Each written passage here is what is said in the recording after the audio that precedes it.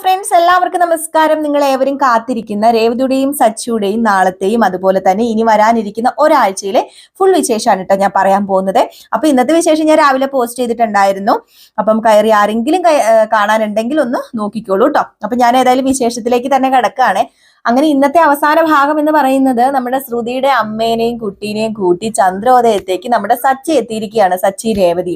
ശ്രുതിക്ക് തന്നെ ഞെട്ടലായി പോയിട്ടോ. കാരണം ശ്രുതിയോട് പറയാനുള്ള ഒരു സാവകാശം ഒന്നും കിട്ടിയില്ല ശ്രുതിയുടെ അമ്മയ്ക്ക്. സച്ചി രേവതിയും കൂടെ പെട്ടെന്ന് ഇവരെ കൂട്ടിക്കൊണ്ട് വരുമായിരുന്നു. പ്രത്യേകിച്ച് വേറെ ഹോട്ടൽ റൂമിലൊന്നും ഇനി പോയി താമസിക്കേണ്ട. മാത്രമല്ല കുട്ടിക്ക് അതൊക്കെ അസ്വസ്ഥത ഉണ്ടാക്കും. ഒത്തിരി ആൾക്കാരൊക്കെ ഉണ്ടെങ്കിൽ കുട്ടിക്കും ബോറടിക്കുമല്ലോ. പിന്നെ അല്ല, ആ കുട്ടിയുടെ കണ്ണൊക്കെ മൂടിക്കെട്ടി വെച്ചിരിക്കുന്നത് കൊണ്ട് ഒന്നാമത് അസ്വസ്ഥതയാണ്. അതിന്റെ കൂടെ കെയർ ചെയ്യാനൊക്കെ ആരും ഇല്ലെങ്കിൽ തന്നെ ആ കുട്ടിക്ക് ഒത്തിരി ആ ഒരു ഡിപ്രഷൻ സ്റ്റേജിലേക്കൊക്കെ എത്തും. അതുകൊണ്ട് വീട്ടിലേക്ക് കൊണ്ടുവരാന്നൊക്കെ പറഞ്ഞുകൊണ്ടാണ് നമ്മുടെ സച്ചി രേവതിയും കൂട്ടിക്കൊണ്ട് വന്നത്. സച്ചിക്ക് രേവതിക്ക് അറിയാം വരുമ്പോഴത്തേക്കും ചന്ദ്രയുടെ വായിൽ നിന്ന് കുറെയൊക്കെ കേൾക്കുന്നത്. എങ്കിലും കുഴപ്പമില്ല, ബാക്കി എല്ലാവരും സമ്മതിക്കൂല, ബാക്കി എല്ലാവർക്കും കുഴപ്പമൊന്നും ഇല്ലായിരിക്കും എന്നൊക്കെയാണ് ഓർത്തത്. അതുപോലെ തന്നെ ബാക്കിയുള്ള ആർക്കും കുഴപ്പമില്ല, ചന്ദ്രയ്ക്ക് തന്നെയാണ് കുഴപ്പം. ചന്ദ്ര ആ കുട്ടീനെയും കൂട്ടി വന്നു കഴിഞ്ഞപ്പം നമ്മുടെ ചന്ദ്ര പറയുന്നത്, വലിഞ്ഞു കയറി വരുന്നവരെയൊക്കെ ഇങ്ങോട്ട് ക്ഷണിച്ചുകൊണ്ട് വരാൻ നിന്നോട് ആരാടാ പറഞ്ഞത്? ഇത് എന്റെ വീടാണ്, എന്റെ വീട്ടിൽ എന്നോട് അനുവാദമില്ലാതെ നീ എന്തിനാടാ ഇങ്ങോട്ട് കൂട്ടിക്കൊണ്ട് വന്നതെന്ന് പറഞ്ഞങ്ങ് തുടങ്ങിയില്ലേ. സത്യം പറഞ്ഞു കഴിഞ്ഞിട്ടുണ്ടെങ്കിൽ നമ്മുടെ സച്ചിയുടെ രേവതിയിലും തോലി ഉരിഞ്ഞു പോയി. പുറത്തുനിന്ന് ഒരാൾ വരുമ്പോൾ ഇങ്ങനെയൊക്കെ പറഞ്ഞു കഴിയുമ്പോഴത്തേക്ക് അത് നമ്മുടെ സച്ചി രേവതി അല്ലേ കൂട്ടിക്കൊണ്ട് വന്നത്. പക്ഷെ ശ്രുതിക്കൊന്നും പറയാൻ പറ്റത്തില്ലാത്തൊരവസ്ഥയായിരുന്നു. അപ്പൊ ശ്രുതി ഇങ്ങനെ നിൽക്കുകയാണ്. ശ്രുതിക്ക് എന്ത് പറയണമെന്ന് അറിയില്ല. കാരണം ശ്രുതിക്ക് ഒരു എത്തും പിടിയും കിട്ടുന്നില്ല. ഇപ്പൊ വന്നിരിക്കുന്നത് സ്വന്തം മകനാണ്, അമ്മയാണ്, ഇറങ്ങി പോകാനും പറയാൻ പറ്റത്തില്ലാത്തൊരവസ്ഥയെ. അപ്പോഴേക്കും നമ്മുടെ ശ്രുതിക്കും ഈ പുള്ളിക്കാരിയോട് വലിയ ദേഷ്യമൊന്നും ഇല്ല കേട്ടോ, നമ്മുടെ ശ്രുതിയുടെ അമ്മയോട്. കാരണം അന്ന് ശ്രുതിനെ കാണാതെ പോയപ്പം അവിടെയൊക്കെ അന്വേഷിച്ചു പോയപ്പോഴത്തേക്കും ഈ പുള്ളിക്കാരി നമ്മുടെ ശ്രുതിനെ ഒരുപാട് ആശ്വസിപ്പിക്കുകയും ശ്രുതിയെ ഇങ്ങനെ എന്താ പറയുക പുകഴ്ത്തി സംസാരിക്കുകയൊക്കെ ചെയ്തിരുന്നു. അപ്പൊ അതുകൊണ്ട് തന്നെ ഇത് അന്ന് നമ്മൾ പോയവിടത്തെ ആന്റി അല്ലേ? എനിക്ക് മനസ്സിലായി, ഇത് ആ ആന്റി തന്നെയാണെന്ന്. അമ്മ എന്താ അമ്മ ഇങ്ങനെയൊക്കെ പറയും? ഈ ആന്റി ഇവിടെ താമസിച്ചെന്ന് ഓർത്ത് എന്താ ഇത്ര കുഴപ്പമിരിക്കുന്നത്? ഒരു 2 ദിവസത്തിന് ആന്റി ഇവിടെ താമസിച്ചോട്ടെ എന്ന് തന്നെ നമ്മുടെ ശ്രുതിയും പറയും. അത് വല്ലാത്തൊരു അതിശയം ഉണ്ടാക്കുകയാണ് നമ്മുടെ സച്ചിയിലും രേവതിയിലും അതുപോലെ തന്നെ ശ്രുതിയിലൊക്കെ. പക്ഷെ ശ്രുതിക്ക് അന്നത്തെ ആ ഒരു സമയത്ത്, ആ ഒരു ഡിപ്രഷൻ സ്റ്റേജ് നിന്ന സമയത്ത് നമ്മുടെ ശ്രുതിനെ തപ്പി പോയി കഴിഞ്ഞപ്പോഴത്തേക്കും ഈ സ്ത്രീ, അതായത് ശ്രുതിയുടെ അമ്മ, നമ്മുടെ ശ്രുതിനെ ഒരുപാട് സമാധാനിപ്പിച്ചിരുന്നു.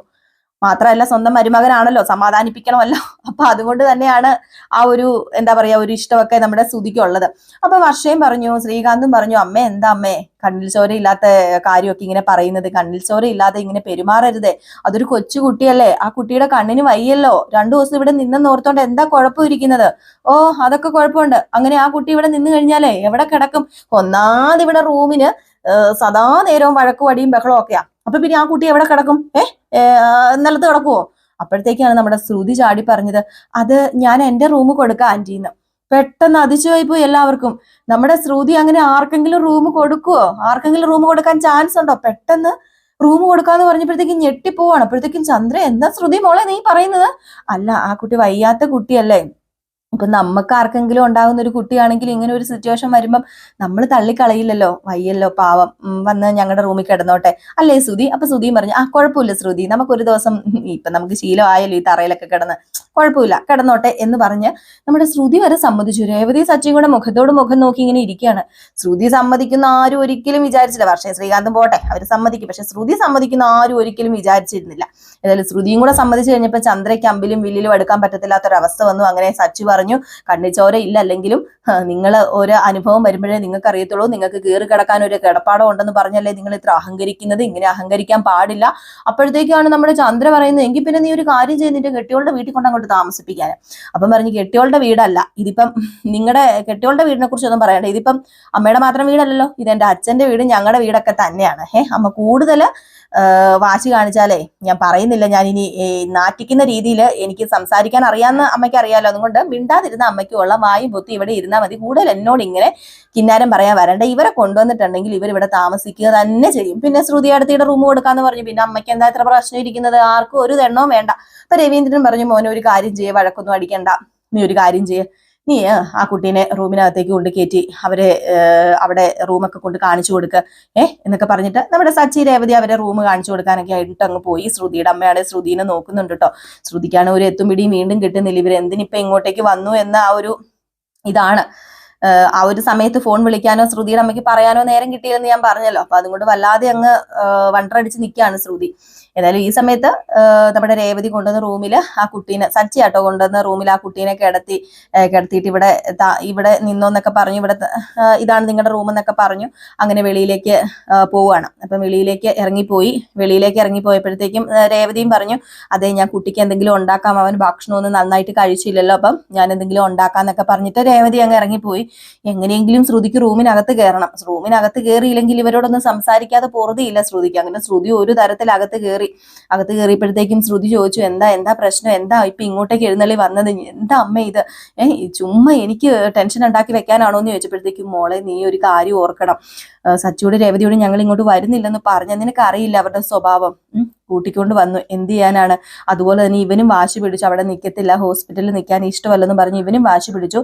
അതുകൊണ്ടാണ് സത്യം പറഞ്ഞു കഴിഞ്ഞാൽ ഇങ്ങോട്ട് വരേണ്ടി വന്നത് എന്നൊക്കെ പറഞ്ഞപ്പോഴത്തേക്കും, ദേ അമ്മേ അറിയാലോ ഇവിടുത്തെ പ്രശ്നങ്ങളൊക്കെ, അതുകൊണ്ട് നമ്മൾ തമ്മിൽ യാതൊരു ബന്ധമില്ലാത്ത രീതിയിലേ നിൽക്കാവുള്ളൂ, അതൊക്കെ ഞാൻ ഏറ്റുമോളെ എന്നൊക്കെ ഇങ്ങനെ പറഞ്ഞു. ഏതായാലും ഈ സമയത്ത് കിച്ചണിലൊക്കെ പോയി നമ്മുടെ രേവതി കുട്ടിക്ക് വേണ്ടി ഭക്ഷണമൊക്കെ ഉണ്ടാക്കുകയാണ്. ഏതായാലും അന്ന് രാത്രി ആ കുട്ടി ആ റൂമിൽ തന്നെയാട്ടോ കിടന്നത്. ഇപ്പൊ രാത്രി ആയതുകൊണ്ട് തന്നെ പെട്ടെന്ന് കുട്ടി ഭക്ഷണമൊക്കെ കഴിക്കാതെ ഉറങ്ങിപ്പോയി. കുട്ടിയും നമ്മുടെ ശ്രുതിയുടെ അമ്മയും പിന്നെ രേവതിയും കൂടെ കിടക്കുന്നുണ്ടെന്ന് തോന്നുന്നു. അവര് ഒരുമിച്ചാണ് കേട്ടോ കിടന്നത്. സച്ചി അങ്ങാണ്ട് തറയിൽ വിരിച്ച് ഇങ്ങനെ കിടന്നു. അതുപോലെ ശ്രുതിയും കൂടി ഹോളിൽ കിടന്നു. അപ്പൊ ഈ കുട്ടിക്ക് പെട്ടെന്ന് ഇങ്ങനെ എണീറ്റ് പോകാൻ ഒരു ടെൻഡൻസി വരും. പെട്ടെന്ന് ഇങ്ങനെ ഈ കുട്ടി എണീറ്റ് പോവാണ്. അത്തേന്നല്ല, സോറി, ആന്റി എന്ന് വിളിച്ചാ പോകുന്നത്. കാരണം ശ്രുതിയുടെ ആ ഒരു ഓർമ്മയുണ്ടല്ലോ, അമ്മയാണെന്ന് അറിയില്ല കൊച്ചിനെങ്കിലും ശ്രുതിയോടുള്ള ആ ഒരു അറ്റാച്ച്മെന്റും ശ്രുതിയോടുള്ള ആ ഒരു ഇഷ്ടമൊക്കെ കാരണമായിരിക്കും ആന്റി എന്ന് പറഞ്ഞുകൊണ്ട് എണീറ്റ് പോവാണ്.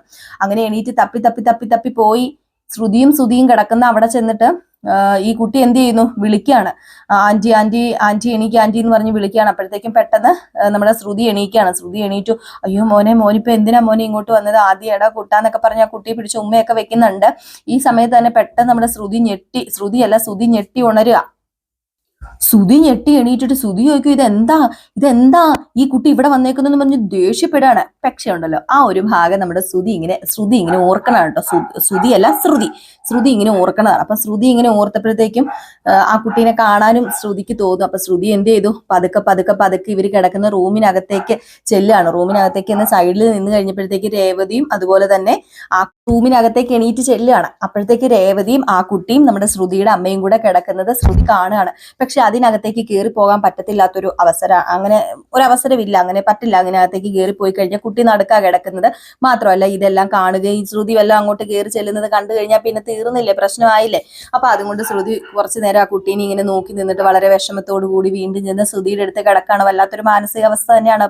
കാരണം സ്വന്തം മകനായിട്ട് പോലും അത് ശ്രുതിയുടെ കയ്യിലിരിപ്പാണ്, ശരിയാണ്, ശ്രുതിനെ കുറ്റം പറഞ്ഞാൽ മതി. പക്ഷെ നമുക്കൊന്ന് ചിന്തിച്ചു നോക്കുമ്പം ഒരമ്മയ്ക്ക് ഒരു മകനെ കാണാൻ പറ്റത്തില്ലാത്തൊരവസ്ഥയൊക്കെ ഒന്ന് ആലോചിച്ച് നോക്കുമ്പോഴത്തേക്കും നമുക്ക് ശരിക്കും പറഞ്ഞാൽ ഒരു സങ്കടം തോന്നും. ഒരു സിറ്റുവേഷൻ അങ്ങനെ ആയിപ്പോയി, തലയിലെടുത്ത് അങ്ങനെ ആയിപ്പോയി നമ്മുടെ ശ്രുതിയുടെ, എന്ത് ചെയ്യാനാണ്, ഒരു വല്ലാത്തൊരു ഫീലിങ്സ്. ഏതായാലും നേരം പരപരാ വെളുത്ത് കഴിഞ്ഞ് പിന്നെ കാണിക്കുന്ന സീൻ എന്ന് പറഞ്ഞിട്ടുണ്ടെങ്കിൽ നമ്മുടെ രേവതി ഈ കുട്ടിക്ക് ആഹാരമൊക്കെ ഇങ്ങനെ കൊടുക്കാണ് കേട്ടോ. കാക്കയുടെ കഥ പറഞ്ഞും പൂച്ചയുടെ കഥ പറഞ്ഞും ഒക്കെയാണ് ആഹാരം കൊടുക്കുന്നത്. അപ്പൊ ആഹാരം കൊടുക്കുന്നു, കുട്ടി ഇങ്ങനെ കഴിക്കുന്നു. അപ്പം നിന്റെ കണ്ണ് ഉടനെ തന്നെ തുറക്കാൻ പറ്റൂട്ടോ, മോന്റെ കണ്ണ് ഉടനെ തന്നെ അഴിക്കൂട്ടോ, അഴിച്ചിട്ട് ആന്റി ഇവിടുന്ന് വിടത്തുള്ളൂ കേട്ടോ എന്നൊക്കെ പറയണം. അപ്പോഴത്തേക്ക് നമ്മുടെ ശ്രുതി വരുന്നുണ്ടേ. ശ്രുതി വന്ന് ഒരു ഗ്ലാസ് പാലുമായിട്ടാണ് ശ്രുതി അകത്തേക്ക് കയറി വരുന്നത്. അപ്പൊ ശ്രുതി വന്ന് നോക്കുമ്പോഴത്തേക്കും നമ്മുടെ രേവതി മാമൂട്ടുന്നു, ആ കുട്ടിയെ പാട്ട് പാടി കേൾപ്പിക്കുന്നു, കഥ പറയുന്നു. ഇതൊക്കെ കണ്ടിട്ട് സഹിക്കുന്നില്ല. ശ്രുതിയുടെ അമ്മ ശ്രുതിനെ കാണുന്നുണ്ട്. അപ്പൊ ശ്രുതിയുടെ അമ്മേനെ ഇങ്ങനെ നോക്കിക്കൊണ്ടിരിക്കുകയാണ്. അപ്പൊ പെട്ടെന്ന് രേവതി ഇതാര്, ശ്രുതിയോ, കയറി വാ ശ്രുതി എന്ന് പറഞ്ഞ് വിളിക്കുക. അപ്പോഴത്തേക്കും ശ്രുതി കയറി വന്നു. അപ്പോഴത്തേക്ക് നമ്മുടെ രേവതി പറഞ്ഞു, കുട്ടിക്ക് ചോറല്ല ഇഡലിയും സാമ്പാറും കൊടുക്കാണ്. പാവ രാവിലെ വൈകിട്ടൊന്നും കഴിക്കാതെയല്ലേ കിടന്നത്, അപ്പൊ ക്ഷീണം കാണും, മരുന്ന് മെഡിസിനൊക്കെ എടുക്കണല്ലേ, അതുകൊണ്ട് രാവിലെ തന്നെ ഞാൻ കുറച്ച് ഇഡലിയും സാമ്പാറൊക്കെ ഉണ്ടാക്കി കുട്ടിക്ക് കൊടുക്കുക എന്ന് പറഞ്ഞപ്പോഴത്തേക്കും, ഇന്ന ഒരു ഗ്ലാസ് പാല് ഞാൻ ചൂടാക്കിയത് ഇതും കൂടി അങ്ങ് കൊടുക്കാൻ പറയുമോ. കാരണം ശ്രുതി ഇങ്ങനെയൊക്കെ ചെയ്യുമ്പോഴത്തേക്കും നമ്മുടെ രേവതിക്ക് അതിശയം തോന്നുകയാണ്. കാരണം ശ്രുതിക്ക് ഇങ്ങനെ ഒരു മനുഷ്യത്വം ഉണ്ടോ, ശ്രുതി ഇങ്ങനെയൊക്കെ ചെയ്യുമോ എന്ന് ഓർത്തു പോവുകയാണ് രേവതി. ഏതായാലും ശ്രുതി ഭക്ഷണമൊക്കെ കൊടുത്തു കഴിഞ്ഞ് രേവതി പറഞ്ഞു, ഞാനിപ്പോ വരാം, പാത്രം കഴുകി വെക്കാൻ പോട്ടെ എന്ന് പറഞ്ഞ് വെളിയിലേക്ക് ഇറങ്ങി. അപ്പൊ ഈ പാല് നമ്മുടെ ഈ കൊച്ചിന് പാല് കൊടുക്കുന്നത് ശ്രുതിയാണ്. അപ്പൊ ശ്രുതി പാലൊക്കെ കൊടുത്തു കഴിയുമ്പോൾ കുട്ടി അകത്തേക്ക് കയറി പോകുന്നു. അകത്തേക്ക് ടോയ്ലറ്റിലോ അങ്ങാണ്ട് പോയി, വാഷ് ചെയ്യാൻ അങ്ങോട്ടങ്ങാണ്ട് മാറി അങ്ങാണ്ട് പോയി.